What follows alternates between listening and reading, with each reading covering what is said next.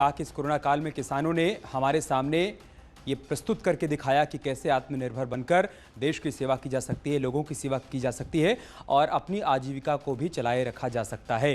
किसान मजबूत होंगे तो भारत आत्मनिर्भर बनेगा, ये भी प्रधानमंत्री मोदी ने कहा। साथ ही खेती में नए नए बदलाव किए जा रहे हैं और उसका व्यापक असर भी देखने को मिल रहा है। कोरोना से सावधान रहें, 2 गज की दूरी अभी बना कर रहें। पीएम ने कहा कि जब तक दवाई नहीं तब तक ढिलाई नहीं, 2 गज की दूरी बहुत ज़रूरी है, मास्क लगाना ज़रूरी है। इन तमाम बातों का उन्होंने जिक्र किया। साथ ही साथ ये भी कहा कि परिवार में कहानियों को कहने की परंपरा को बढ़ावा दिया जाए, क्योंकि हमारा देश कहानियों का देश रहा है। दुनिया में तेज़ी से बदलाव हो रहा है और हमें उस बदलाव के साथ कदम ताल करना है, आगे बढ़ना है।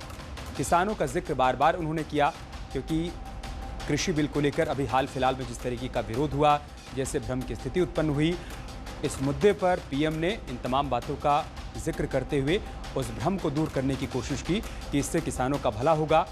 हम चाहते हैं कि 2022 तक किसानों की आय दोगुनी हो पाए। सरकार इस दिशा में काम कर रही है और इसी वजह से ये बिल भी लाया गया है।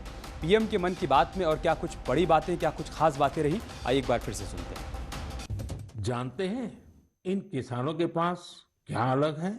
अपने फल सब्जियों को कहीं पर भी किसी को भी बेचने की ताकत है और ये ताकत ही उनकी इस प्रगति का आधार है। अब यही ताकत देश के दूसरे किसानों को भी मिली है।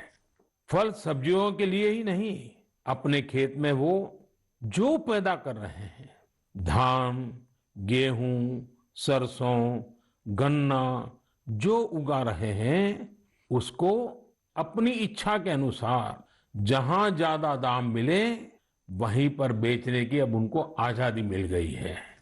साथियों, 3-4 साल पहले ही महाराष्ट्र में फल और सब्जियों को एपीएमसी के दायरे से बाहर किया गया था।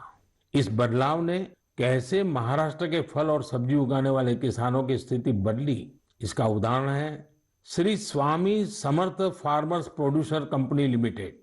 एक किसानों का समूह है। पुणे और मुंबई में किसान साप्ताहिक बाजार खुद चला रहे हैं।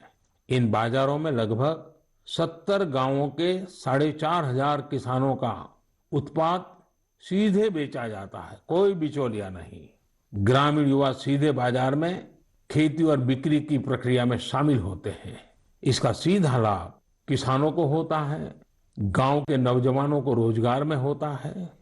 एक और उदाहरण तमिलनाडु के थेनी जिले का है।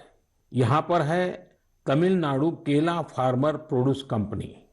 ये फार्मर प्रोड्यूस कंपनी कहने को तो कंपनी है, हकीकत में ये किसानों ने मिलकर के अपना एक समूह बनाया है। बड़ा लचीली व्यवस्था है और वो भी 5-6 साल पहले बनाया है। इस किसान समूह ने लॉकडाउन के दौरान आसपास के गांवों से सैकड़ों मीट्रिक टन सब्जियां, फलों और केले की खरीद की और चेन्नई शहर को सब्जी कॉम्बो किट दिया। यहाँ रुक रहे हैं छोटे